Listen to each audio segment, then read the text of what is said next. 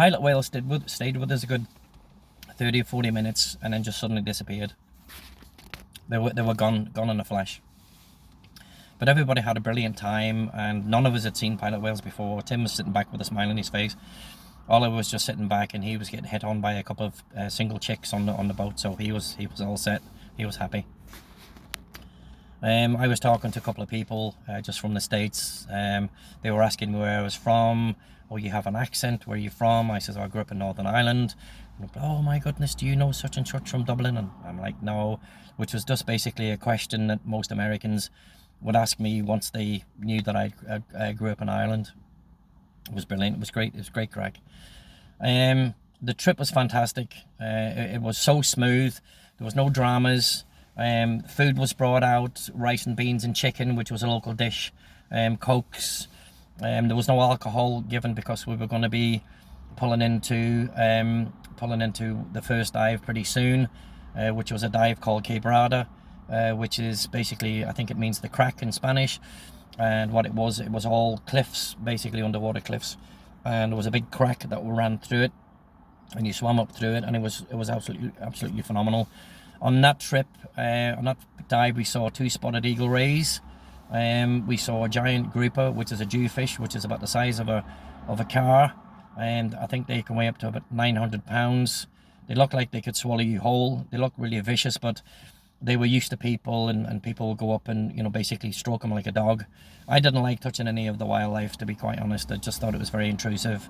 It'd be like a stranger walking up and, you know, playing with your baby's face, you know what I mean? It just, to me, it wasn't on. So loads of lobsters, a couple of big king crabs, and a couple of green eels. It was just absolutely brilliant. The dive lasted about 40 minutes. Everybody was safe. We on the first dive, we had 3 people who just wanted to snorkel. So Tim got into the water with them. Tim wore a life jacket because he had a few drinks in him. I kind of didn't agree with that either, to be honest. You know, drinking and snorkeling or drinking and diving is just like drinking and driving. It's just not on. So I was going to tell David, you know, that when I got back, because it's just, I didn't feel safe with it at all.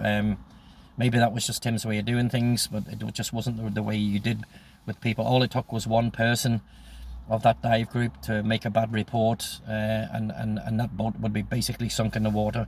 You know, David would be in a lot of shit. So I was gonna tell David that when I got back. So Oliver and I got in the water. Oliver was a really good instructor, very patient with people. People were fumbling, getting their weight belts on. We had a couple of people who were quite overweight. Oliver was very patient. We just helped them as best we could. We were there to make sure that they had a good time and that they enjoyed their dives and just went home healthy and happy and alive. It was brilliant. The second dive that we did was called Cathedral, and it was just like diving through a big cathedral window. It was lovely. Again, it was completely different than what we did in San Pedro. It was brilliant. I call this wild diving because you had the currents that were going back and forth, and you would just basically flop around in the currents. We didn't go too deep. We hung around 40 feet, and we were down for about 40 minutes. We came up, we had a break, they showered off, they dried off, and they got food. Betty brought up, she had a big thing of rice and beans and chicken, stewed chicken, which was lovely, which was a local dish. Tacos, coconut pie, key lime pie, and soft drinks. There was no alcohol. No alcohol was going to be given until we pulled in and docked. And shortly after that, we made our way to Lighthouse Reef, and that's exactly what it was. It was the big atoll where the blue hole was going to be. An atoll is basically an island of coral. It's coral around the outside of it. It's all coral going down cliffs, and then the inside is shallow water. So it was brilliant, and the blue hole was situated here. So we pulled into Lighthouse Reef, big lighthouse on the island. It was a little desert island. There was a lighthouse keeper, a little station there. He took care of the lighthouse, obviously, and maintained the island being clean. We pulled into the dock. The dock was where we were. The water was 20 feet deep. It was like a swimming pool. It was absolutely lovely. It was like a little aquarium. There was a wooden dock on it. We pulled in. Oliver and I changed out all the tanks. The used ones were put down into the boat, and they were put to one side. where a red strap was, which meant that they were used. The blue straps on the other side meant that those were oxygenated tanks, compressed air filled, and we knew what was what. So we took care of people's jackets, washed them, cleaned them, hung them to dry, while they went down to the booby birds. And the booby birds are like, I can only describe them as like giant seagulls. They're very tame, they're very calm, and they have a throat that expands, and the males blow in and out, and they have blue feet, bright blue, like this colour, feet like this, blue-footed booby birds. And they're very rare apparently, but they had a sanctuary here, and they'd built a watchtower which was 2 stories up into the tree, so you basically were on the same level as the birds. You just saw them nesting, and I kind of didn't like that either, to be honest. Fucking people going down and you know, disturbing them and taking photographs and all this type of stuff. I would have preferred people just went down in small numbers, 2, 4 at a time, told them to be quiet, you know, to be respectful, instead of sending all fucking 22 down to go up into the bush and just make a bunch of noise. Oliver went down with them.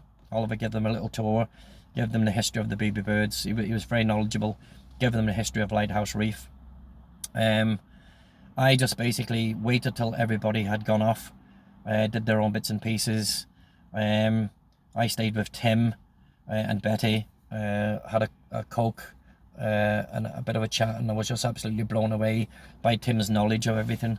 He was such a really knowledgeable guy. He'd spent 20 years or so come down from the States, and grew up in Belize with his daughter and his wife, and just really loved being down there. He was a lovely person. So I sat talking, getting to know Tim a bit better, getting to know Betty a little bit better, and just enjoying that little bit of downtime. Diving and taking care of 22 people was a bit tiring. I was into my fitness, you know, I was ripped up, I was in good shape, and so being fit was a big part of my life. And I found some concrete blocks and an old pole, and that was going to be my workout for the evening once everybody came back and settled down. Once they came back, Tim broke out the rum, which was his specialty. He broke out the rum and the beers, the Pelican beer and Castle beer, I think it was, which were the local beers. Carlsberg, so I didn't drink beer, so I didn't really know, but he broke out the Caribbean rum and the whiskey and the vodka and all that good stuff, and people just enjoyed themselves and got a bit merry. I took a walk off down to the Booby Bird station, climbed a ladder, and it was just really peaceful. And I just sat down on the deck and for about 30 minutes and took that time to myself, and just really enjoyed, you know, looking at the boobies, the booby birds. And then the sun began to drop, and the birds began to settle down and nest, and they nested in pairs, and some of them had chicks. There was lots of little chicks and stuff, so it was really good. Saw lots of iguanas on the island, loads of iguanas. Didn't see any snakes, thankfully. There might have been snakes on the island, I don't know. And it was just really nice. When I was on the island, I wore my trainers because I didn't know if there was anything that I could stand on. I knew there were scorpions down there, and scorpions give you a little sting like a bee sting. I've been stung a few times, and it was quite a painful sting that lasted for, you know, a good 10 hours or so when I got stung. They weren't the poisonous kind of scorpions, but they did give you a nasty sting. So it was a great night. Got down, everybody was singing, were hooping and talking about the dives and the pilot whales, and, you know, eating key lime pie and eating coconut pie and drinking rum, copious amounts of rum. And Tim had lit a fire off the boat, off the dock on the sand, and people was sitting around it. One guy had brought his guitar, American dude, real nice. His name escapes me, and he was just singing country and western stuff, and people were just having a great. People up dancing as Americans do, two-stepping and all this type of stuff, and line dancing. And it was really good. It was fantastic. Again, I'd never experienced this. I just sat back like a little kid, and I took everything in, and I was happy. I was really happy. I felt free.